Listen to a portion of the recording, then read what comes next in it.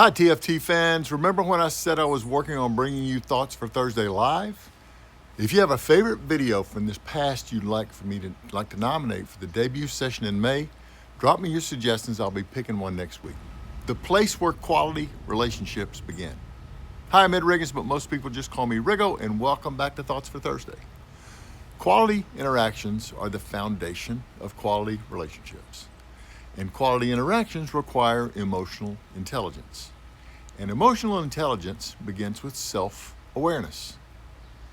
The more I study, the more I see the fundamental importance of self-awareness.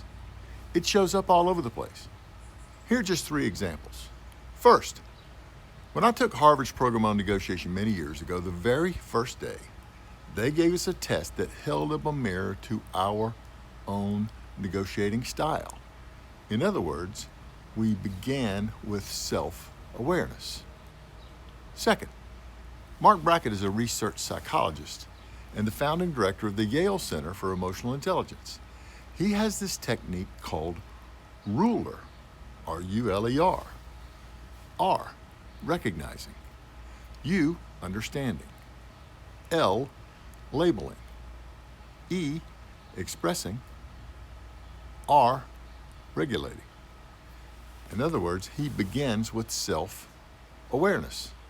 Third, and this is my personal favorite, in the Buddhist wisdom tradition, there's this concept called RAIN, R-A-I-N. R, recognition.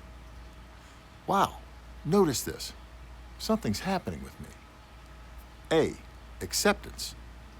Emotions are just biological events, and I'm having some right now. I, investigation. Wonder why this is so intense. N, non-attachment. This might be the hardest one. Look at your internal bodily experience from the position of the witness to understand your reaction with more clarity. Imagine that you were observing you. I might ask myself, completely without judgment, wow, what's happening with Riggo right now? In other words, begin with self-awareness. If it wasn't so profound, it wouldn't seem silly, but here's where it starts. Take a deep breath. Now do that again. The simple act of taking a breath reminds your jacked up brain to rejoin your body in the place it always has been, here and now.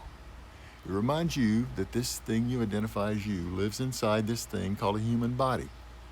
This human body's hurtling through space on a warm rock and experiencing some reactions to your own thoughts and the events of your life. In other words, begin with self-awareness. Now, if only I can remember this the next time I get really pissed. Thanks for joining me.